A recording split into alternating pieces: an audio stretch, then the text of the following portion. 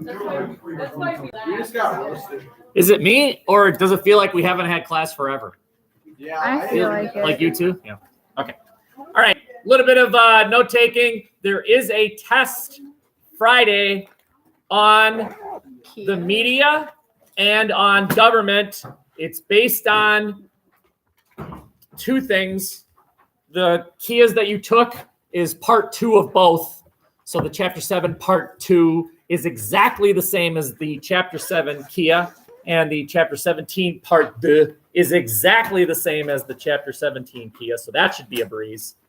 And then based on stuff that we're doing in class, material that we're covering in class. So, notes. Notes, yeah, open note, open Google, take it multiple times. I'll take the better score. Honestly, how does anyone not get an A in this class?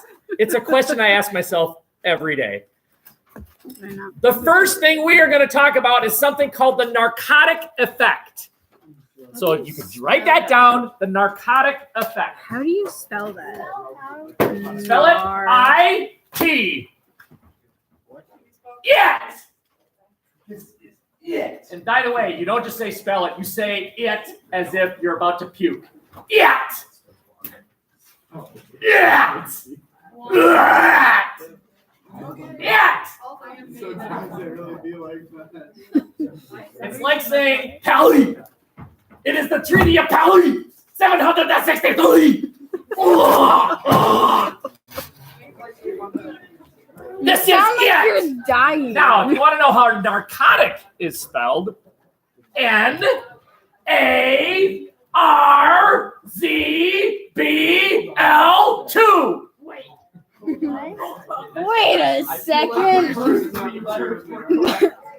There are no twos in the English language. Okay, does anyone want to take a shot? Okay, narcotic is spelled NARCOTIC. Thank you. Narcotic. Narcotic. Copy off your paper.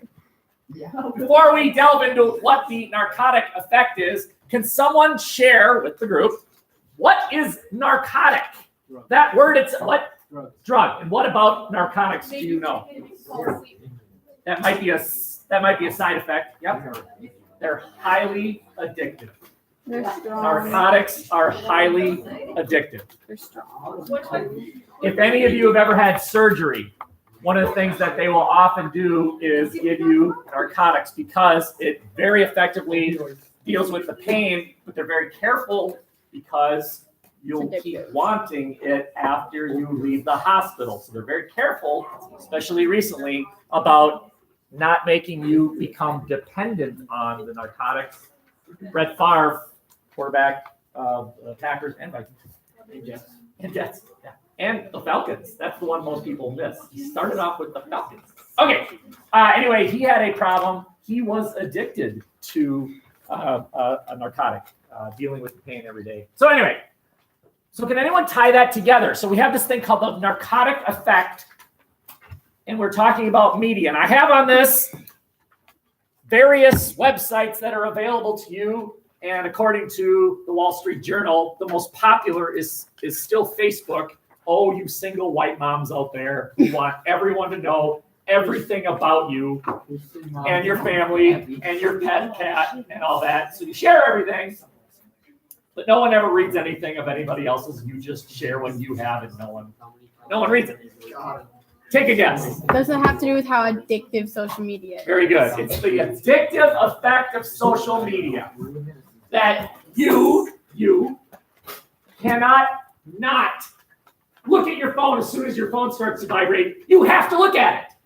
You might be in the middle of a movie or an important discussion, but once that phone starts to vibrate, you stop the face-to-face and you must check your phone. For whatever reason. You're addicted to it. As addicted as a drug. Anyone want to take a shot? According to scientists, what is the most addictive drug?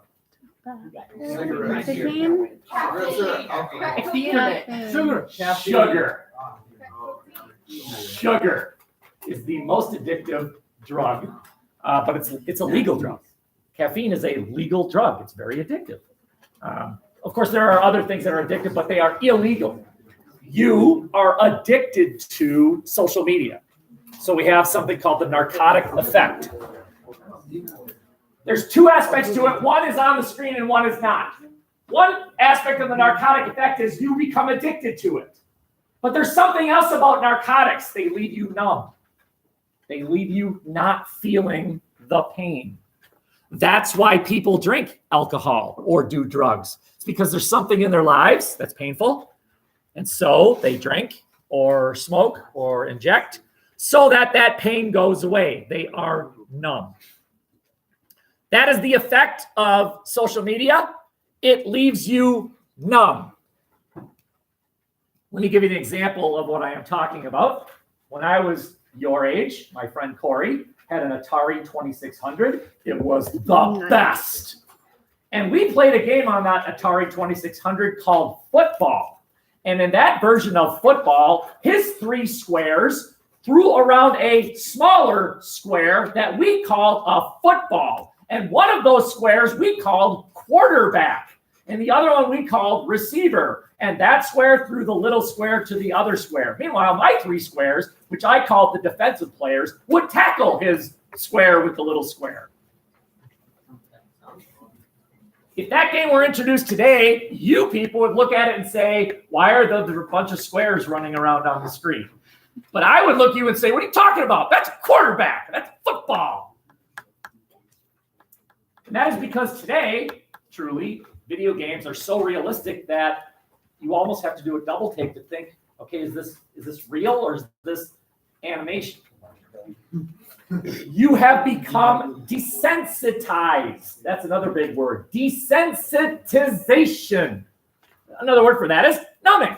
You've become desensitized. No longer do the old graphics reach you. They don't have an effect on you anymore. You become desensitized. And so to get you to say, wow, look at that, these websites have to escalate. And think about what that means. How do these websites get you to say, holy crap, look at that? Amazing graphics. So think about violence. Think about language. Think about, I'll say this carefully, skin. Right? Think about if you become desensitized, then that thing that you used to say wow to, a year ago, you've seen it so often that you don't say wow anymore. Well, how do they get you to say wow? They got to escalate. They have to escalate. Think about what that means when those of you who take the world economic, think about what that means for terrorism. Terrorism operates on the idea that you look at what just happened and say, oh my God, look at that. But because of desensitization, these terrorists have to escalate. They have to increase their visual stimulation so that you say, I'm scared. If you just keep seeing 9/11 over and over, it becomes a meaningless thing. Hey, how many of you are aware? Did you know that an American soldier died last week in Afghanistan? Isn't that amazing? Not really. Not really. You become desensitized to it. A soldier died in Afghanistan, and another news, the sun went up this morning. Right? You become desensitized to it. But if I told you a cop died in downtown Somerset, okay, thank you, Will, for verbally demonstrating what I'm trying to talk about. When things become something that you don't react to anymore, you become numb to it. That is the narcotic effect. And media has a large role to play in the narcotic effect. You understand there are two things about that you need to know about the narcotic effect. One, it's addictive. You become addictive to social media. And two, it's numbing. So it has to escalate to get you to react. And I will give you an example here in a second. Any questions before I advance? Does anyone look at any of these things that are on the screen right now and think, yep, I use that all the time? Whatever they are.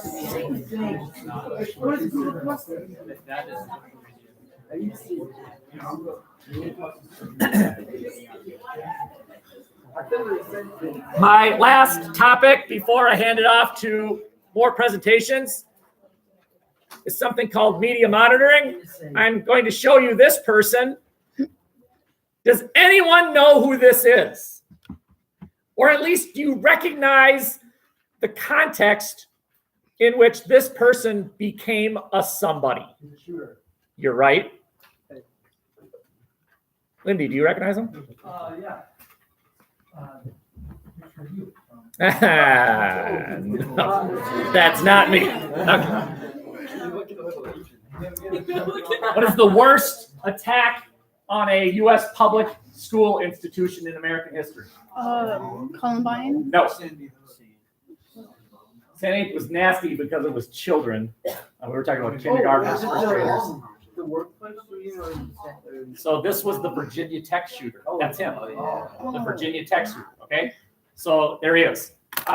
Before he did what he did, he made a video of himself and he sent it to NBC News.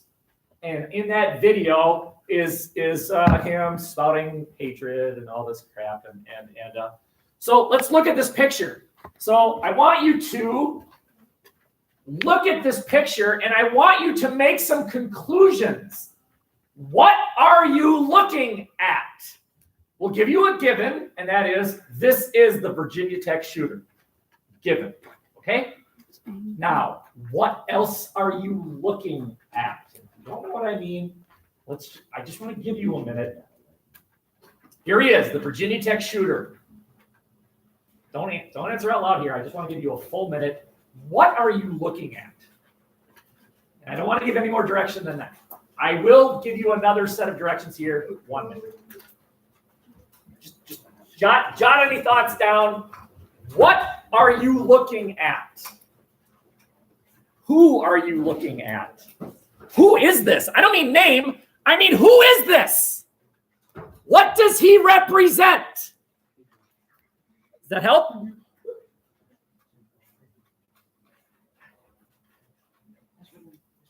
Let's look at it. First of all, let's look at him. Now let's look at things like race. What are you looking at, you white Americans? Generally. Don't say anything. What are you looking at? Let's look at age. About 23. He's young.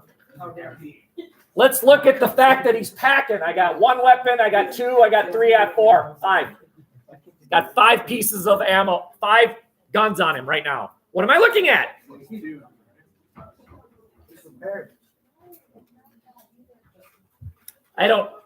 You're making judgments here, but let's just look at the face part. Are we looking at a stable person? No. How do you know that? He shot people. So he sort of looks psycho? Okay, so she just said something. Are we looking at a mental... Here's a conclusion that some people reached. That is a mentally disturbed person. That would be something you could write down. Mentally disturbed. And how do we answer that? This guy shot how many people? 24. I think 24 is the correct number. I'm not sure about that. But the way to prevent that is mental health. That's the issue. It's not the gun. It's the brain. So some people looked at this and said, mental health. That's what we're looking at, a mentally deranged person. And the way to stop shootings is help the mentally ill. Let's increase funding for mental illness prevention. Let's prevent mental illness. Let's not prevent guns. Guns don't kill people. People kill people with guns. But the way to solve it is mental health. Okay, let's keep going. He's got guns. Who am I looking at? What am I looking at? Anyone want to suggest something? He's got guns. Yes. Okay. We got someone packing guns. How do we prevent mass shootings? Gun control. Gun control. Okay. So we have one segment of the population, we'll call them conservatives, who said this could have been prevented. Mental health. That's the problem. Not the gun, the brain. And then we had another group of people, we'll call them liberals, saying, no. It's the fact that he had 5 guns. The guns kill people. How do you prevent that? Gun control. Who else are we looking at? Who are we looking at? let's be blatant here. What race is he? Asian, and he's a man. He's an Asian. He's an immigrant. Oh my God. Oh. How do we prevent crime? Yes, we build a wall. We build a wall. What about American? They're all the same. Immigrants are the same. If you're an immigrant, you're not an American. You're not an American. I actually don't know if he was an immigrant or not. I don't. But some people are going to jump to conclusions like we are. So, just jotting down this again. This is called media monitoring. The way that the media sends you conclusions. Sites like Fox emphasized two things. One, he was mentally deranged, and two, he was an immigrant. And so people who watch Fox News came to the conclusion the way to prevent this is to prevent immigration and to deal with mental health. Other sites like CNN emphasized the guns that he was packing. And so people who watch CNN came to the conclusion the way you prevent this is gun control. Which is why you don't get It depends on which media outlet you went with. So some media emphasized the race, the immigration status. Others emphasized the fact that there were guns, mental health. For some presentations. So what you're looking at is a map of Earth, and the darker the color, the higher the access of internet. So you can see that we in Canada and Australia, and basically Western Europe, were about as dark as you can get, which means there's a great deal of access to internet. There's public space available for internet. Our government has concluded that internet access is what's called a public good. It is a public good. It's as valuable as a highway or a school or a prison or the military. It should be accessible to all. You don't pay for the internet.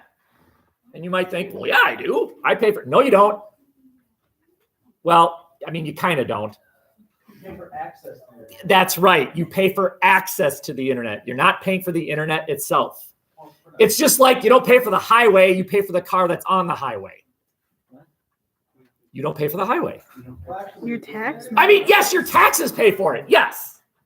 But you don't pay a direct fee to drive on Highway 35 or 94. Yes. Yes, there are private roads, and there are some exceptions to that, right? If you've ever done the Chicago Loop, you know that you have to throw change into that little basket. Yes. So those Everywhere in New Jersey that you go. Good God.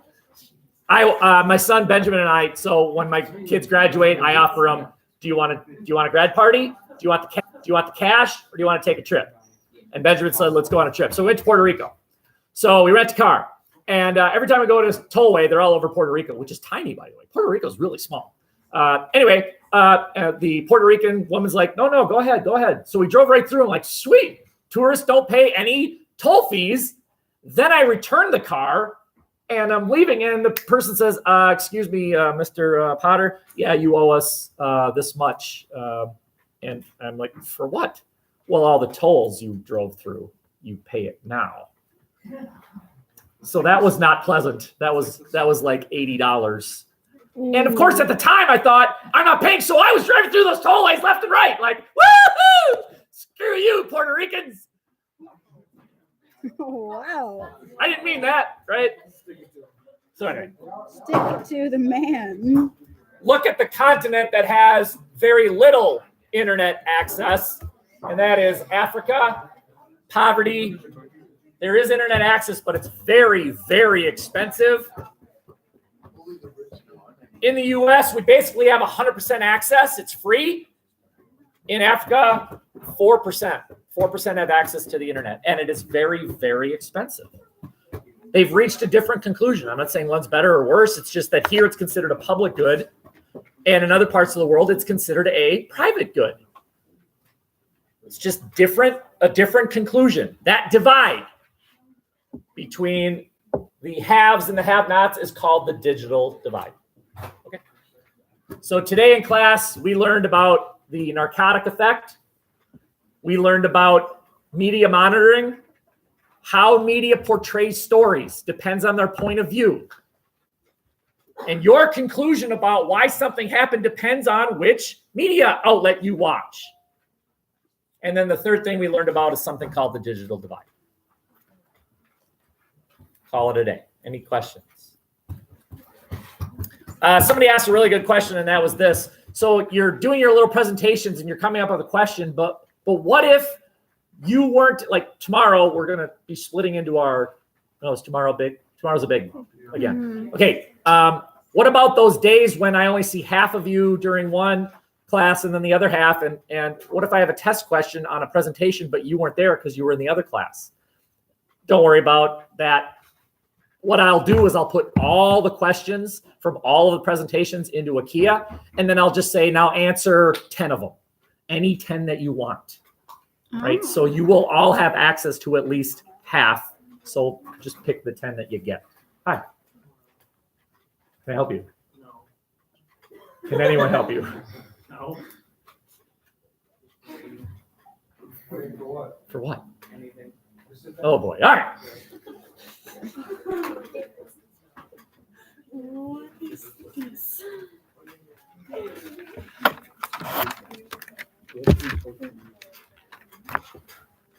Weather.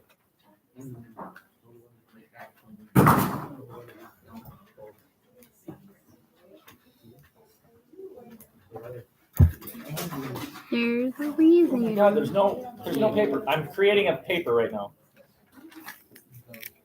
Oh, one for turning it in.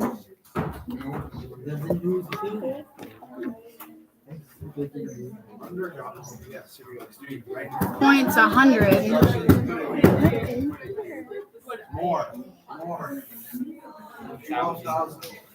I thought you were gonna write 300, and I was like, okay. You get 300 points for this. I was like, that's a bit. Oh wait, this is not the right utensil.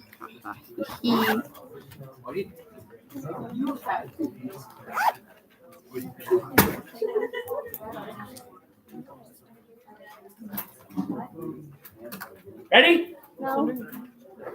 Actually, the two people that I wanted to go know who they are, so let's go. You know who you are.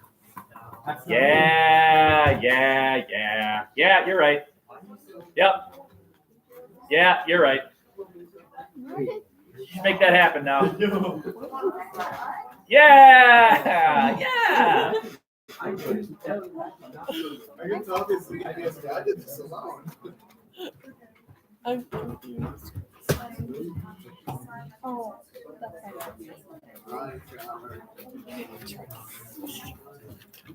Right? It's Rachel and Taylor. You should go that way. There's a drink fountain right there. I did. Yours is on Social Security, right? Rachel and Social Security? Taylor. Yeah, it is Taylor. Look at mine landed. I don't know how to spell Rachel. It's such a weird name. I hate spelling it. Wow, my stopwatch was on for 118 hours.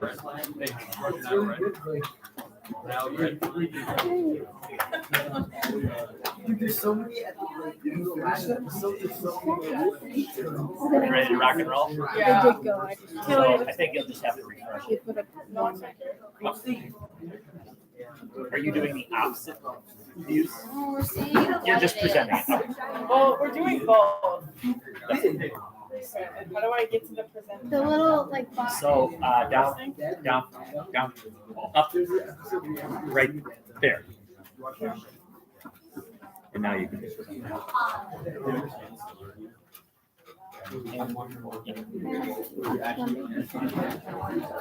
Wait, question. I hate spelling, but Privatization. Privatization. Privatization. Oh my gosh, it's recording. Okay, before they go, Social Security, that sounds like old people things, but if there's a group of people that should be concerned about it, it's you. And I hope they tell you why. I assume they will. But it actually is a topic that directly affects young Americans as much as 90-year-olds. Okay, go. All right, Social Security. You just tap it? Yep. Okay. What is Social Security privatization? Social Security is where the taxes are paid by the workers and immediately go towards people who are retired. So it's like an a pay-as-you-go framework. Privatization would eliminate the pay-as-you-go process. There are 4 basic categories of Social Security benefits. There's retirement, disability, dependent, and survivor. Okay, retirement. Workers who have worked for a sufficient number of years, usually 10 years at a non-governmental job, are eligible for retirement benefits when they retire at age 62. If you wait to make your claim, the amount of your benefits will increase up until you're 70 years old. Disability. If you haven't reached the retirement age but met the requirements of years worked and you are considered disabled under the Social Security program's medical guidelines, you can receive benefits almost equal to what your full retirement benefits would be. Dependent. If you are the spouse of a retired or disabled worker who qualifies for Social Security retirement or disability benefits, you and your minor or disabled children may be qualified for benefits based on the worker's earning record. Survivor. If your spouse died but was a worker who qualified for Social Security retirement or disability benefits, you and your minor or disabled children may qualify for benefits based on your dead spouse's earning record. So what's wrong with Social Security and how can we escape it? So paying Social Security taxes is pretty pointless if you want the money back in the end. And this is because the return rate is only 3%. So it's better off to pay for Social Security until you're about 40 and then get off it and give the claim to retirement benefits. And Social Security is such a bad investment that people are better off walking away with 20 years worth of retirement incomes than paying Social Security. And there's too many people to cover. So instead of trying to fix it, we should plan a way to get out of it. And instead of paying 12.4% to Social Security, people can invest in a 401k, which will create a big group of workers off of Social Security. And by doing this, Social Security will eventually slow down and disappear. So this is a political cartoon, and it shows the train, which is the people paying for Social Security, I think. And this is Social Security. And the Social Security tracks are breaking off because it's showing that there's too many people to pay for and we don't have enough. I think the train actually represents recipients of Social Security. Yeah. And that there's too many of them Yeah. for the current workers to pay for. The current workers would be the bridge. Yeah. Don't worry, it's no big deal. And this is a graph, and this shows the people saying that no, it will not benefit them in retirement. So 64 from 18 to 29-year-olds, 64% of them don't think it'll benefit them, where 34% of them think it will. And so as the people are younger, the percentage is getting higher, and as you get older, this percentage is getting lower. And this graph shows the current status of the Social Security system. So the crisis is the dark line, and the major problems is this line, and the minor the major problems is that line, and the minor problems is that line. Social Did you get that, everybody? Security is a waste of time. By the time we retire, we might not even get back the full amount that we ended up paying for other people. We'll be better off having Social Security until we're about 40 and then paying for ourselves. If more and more people choose to do it, Social Security will eventually disappear altogether. And it isn't fair that we'll be paying for others' retirement, and some people might not even have enough money to pay for their own, like, selves. This is a test question. So what is one of the 4 basic categories of Social Security benefits? Is that a good question? That's good. Because you like criticize other questions. So. I did. Yeah. But they were criticizable, and this is perfectly good. Do you have it on a piece of paper? Oh, no. Oh, you Well, those are one of the. Thank you. And then these are our citations. But So how many of you have a job right now? You have a job. So next time you get paid, look for a thing on your pay stub called FICA, F-I-C-A. That is Social Security. What you're doing is you're paying some old person right now. Your money immediately goes to the Social Security benefits of somebody who's retired right now. And the thinking is when you retire, young people will be paying you. That's what pay as you go means. Today's workers are paying for today's retirees, and tomorrow's workers will pay for tomorrow's retirees. And what these two seem to be suggesting is that's dumb. What you should do is pay for you. You pay now for you tomorrow. You save your own money and you put a little bit away. And I think they said something like 5% or something like that in something called a 401k. If you tune me out for the rest of the year, great. But tune me in for the next 1 to 2 minutes. Listen to these magic words. Roth IRA. Roth IRA. Go down tonight or tomorrow, go to the bank and say, I'd like to open a Roth IRA. You will thank me in about 50 years. Look me up. I'll still be alive. Pay me half of what you have made. A Roth IRA is tax-free money. The government wants you to invest in you. And so they've set up this program called a Roth IRA. It's named after a senator named Roth. And he came up with the idea of not depending on Social Security so much. And so they've opened this program up. They want you to do it. And one of the incentives is don't pay taxes. You don't pay taxes on it. You pay taxes on the income, you pay income taxes. But once that money's yours, take that money, put a little bit into a Roth IRA, it's 100% yours. All of it. And the sooner you do it, the better. If I could go back in time and talk to me when I was your age, the first thing I'd say is nice. The second thing I would say is open a Roth IRA. You are 16, 17, 18 years old. I started my Roth IRA when I was 25. You have a 8-year head start on me, and I had a 10-year head start on the typical American. Well, the typical American has no savings at all. We are headed for a crash because the typical American does not worry about retirement. Well, and because they think, Social Security will take care of me. No, it won't. No, it won't. It's that train. It's headed for a crash because there's too many old people. There are too many old people. I will call on you, I promise. The worst thing about Social Security is Medicare. Medicare keeps them alive, and Social Security pays them to be alive. Abolish Medicare. Let old people die. Questions? Not in my backyard. You can kill whoever's grandparents you want, but not my own. So Dirk is asking, is it a savings account? It really depends on your comfort with risk. You can open a Roth IRA that puts money that you've earned into stocks, which is highly risky because you might lose it. You can put them into groups of stocks called funds, money market funds. That's what I've done. So think about this.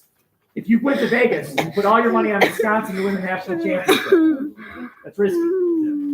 But what if you put your money on the Big Ten Conference? Now your risk is spread over 14 teams, even though it's called the Big Ten. That's what you can do with your investments. You can put your investment into a series of stocks called money market funds, or you could put it into savings bonds. The good thing is you're guaranteed to make money. The bad thing is hardly any. So it depends on your risk comfort. You want to take a risk and go big time? Put it all on Wisconsin. Do you want to manage your risk a little bit? Put it on the Big Ten. Do you want to make sure you're guaranteed to win? Put it on football itself. You'll win a little. Question? What's the difference between that and a 401k? A 401k is different in that a 401k is before taxes. And basically what you're doing is you're hiding your money. So let's say your income is $60,000. What you're doing with a 401k is you're saying, hey, government, let's pretend I only earn $50,000. I'll take that $10,000 and hide it. The government knows you have it, but they're pretending and you're pretending that you didn't earn it. You then can take that money and invest it. The drawback is when you retire, you now owe taxes on that money. If a Roth, you've already paid the taxes. You're done paying taxes. So the Roth basically just a better 401k. Depending on your age. If you're young, Roth is the way to go. The older you get, the more you'd lead toward a regular. Anyone else? I highly, highly recommend a Roth. If there's nothing else you learn in school, this is one thing you should learn. Put your money in a Roth IRA soon. And by the way, you have to have a job. You have to have a job that has a W-2 form. You can't say, well, I babysit. Well, that's nice, but that doesn't count. I work at Subway. They have Very good, to fill thank a you. tax form. Next. When do we get a tax form? I don't know. Would you like to? Go ahead. I don't do taxes. There are too many. I know that we did Sarah, but I didn't. Yes. It's at the end of the year. I don't remember what the other one was. Disability survivors dependents. What are you? It's the other one. It was like the first one they showed. I don't remember what it was.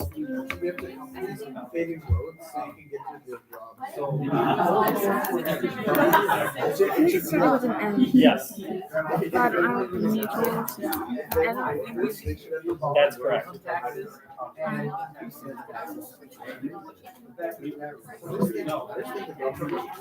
Oh, I think music playing. Okay.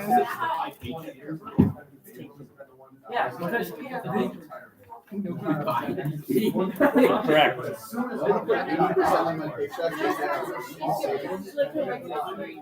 So you're saying it'll fix itself? Yeah, but then you have to get charged off. The other one. Ian, What's the were you other interrupting one? your private conversation? I was trying to hear Will, and all I heard was you. Are you sorry? Yes.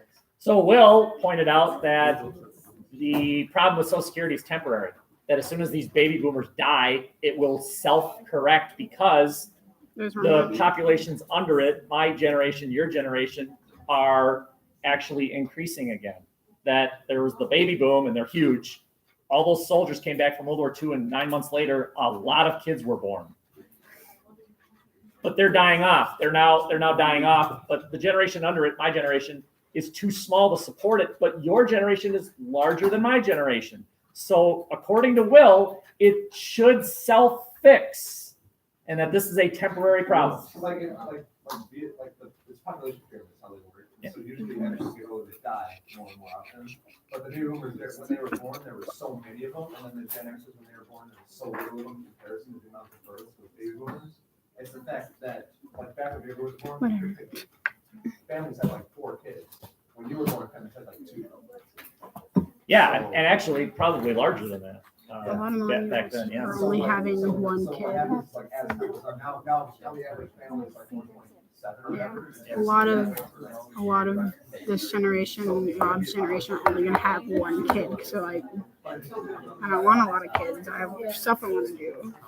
Okay, so Allison would like to say something, and I want to give her credit, but I have to hear it. Go ahead. This is just a clarification thing. You said W2 form, isn't it W4? You're some way for the government to know how much money you make. Okay. I didn't know if there were two separate things. No, I'm not. No. Anyone else? Okay, we do have time for at least one more. Who wants to go now? Or shall the mighty pencil drop? Randomly. Heavy emphasis. I like it. I'm safe. It doesn't matter. Ian, Yes. Come on, Trevor, let's go. it's you and who? Trevor. Okay. What's your topic? ACLU is good.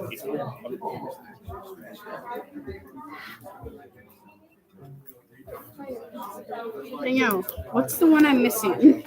I have 3 or 4. You turn it in. You had one item. No. Sorry. That was one that kept coming up. What one didn't you have? You lost. Dependence or disability? So I think it's Jamie's a dependent. I'm a dependent. Maybe just disability? I hope it works. Yeah. My mom. Kids are often dependents until they're X age. Okay. So you're a dependent. I'm retiring. I think you're a dependent until you're 18. So are you two maybe I'm a against each other? retirement. No, we're on the same team. I mean, you're not working, but you never have worked. So. Trevor, are you So were you the yes or the no side? Yes. Yes. Okay, so these two are going to talk about an organization called the ACLU, which is the American Civil Liberties Union.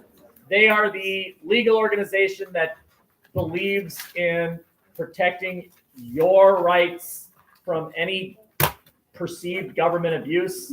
So they're the ones that defend criminals or people accused of crimes, whereas some people say, well, you're protecting the criminals, not the victims of crime. So some people have a problem with the ACLU, but these guys are going to try and convince you that the ACLU is a good organization.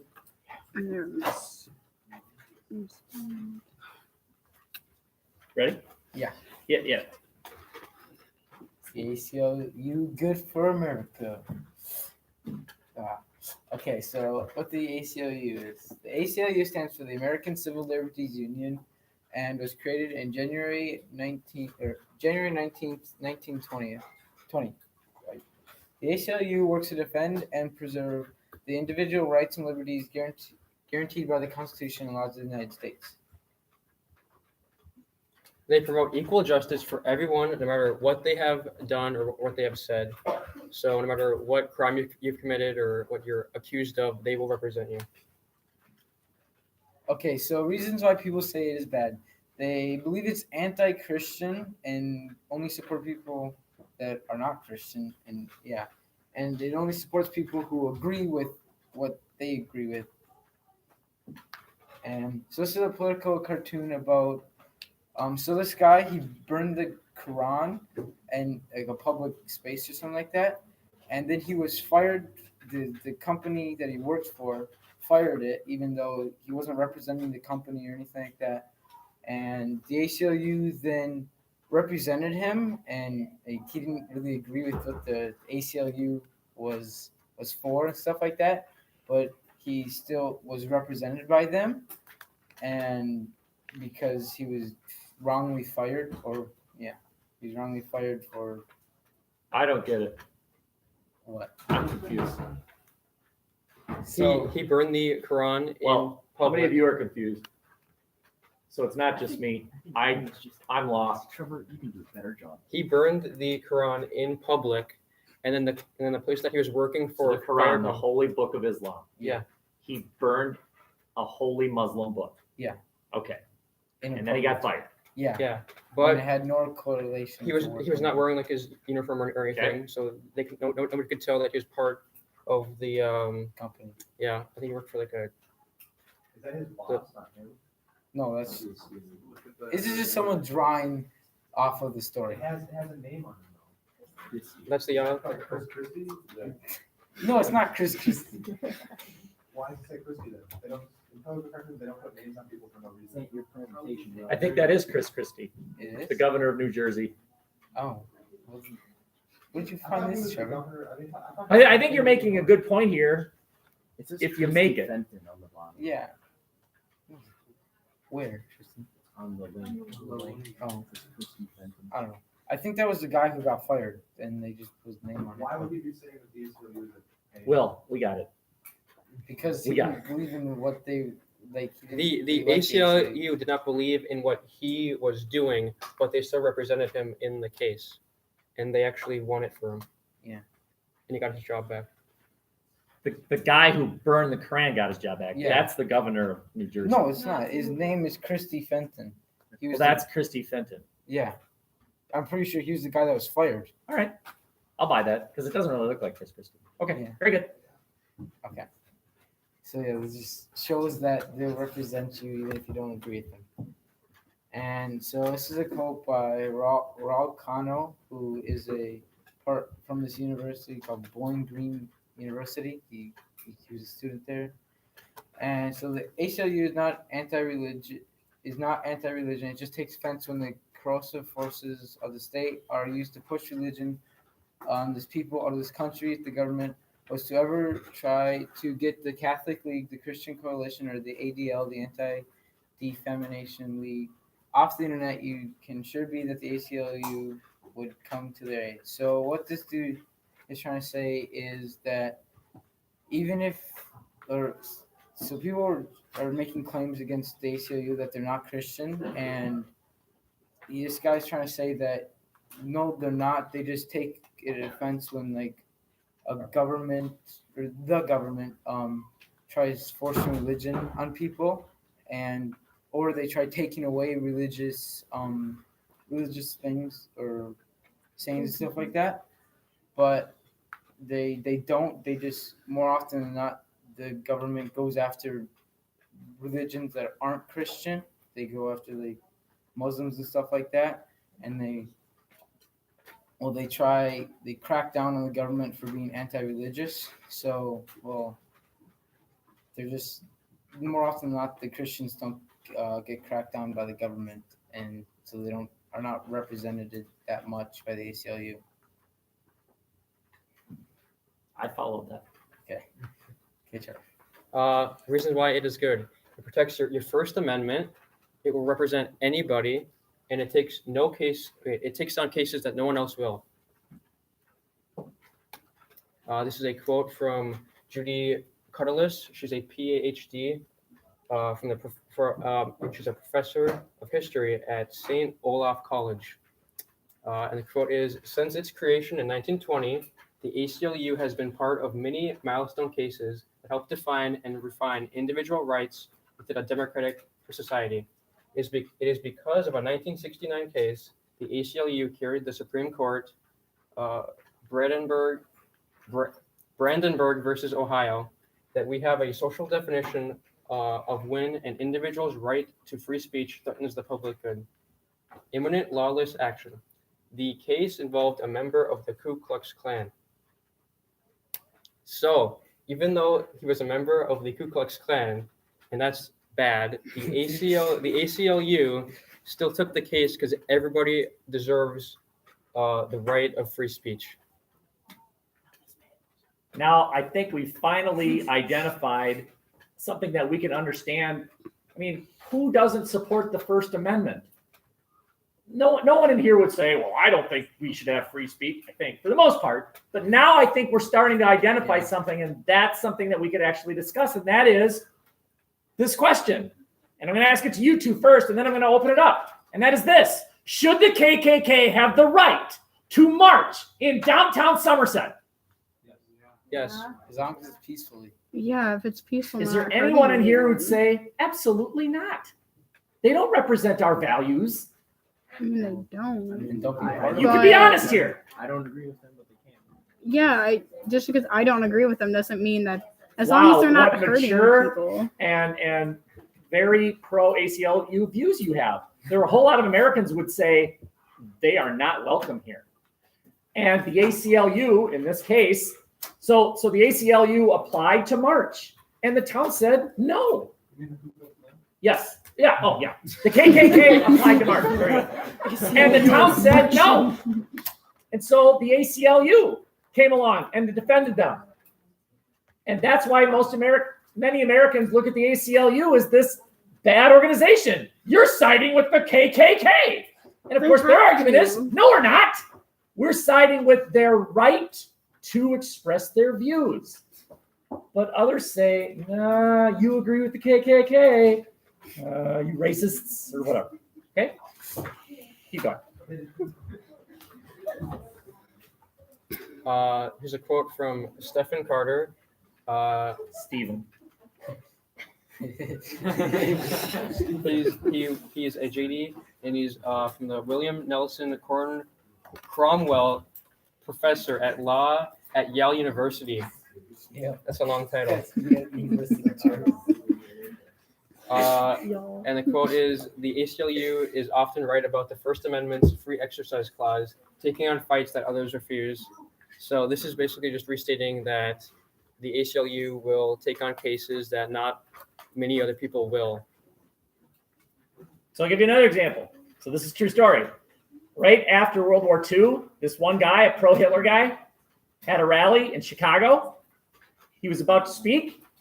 There was a huge anti-Nazi group outside of the stadium. It was where the Bears played. Back then, it was the original Soldier Field. The police came along and arrested him. Now, they didn't jail him or anything. He was not charged. He was let go immediately, basically. But they arrested him and said, look, we can't let you speak, because if you do, we're going to lose control of the city. So for your protection, we are going to arrest you. The ACLU came and defended him. Should the city of Chicago have the right to shut down a pro-Nazi rally in the name of public safety?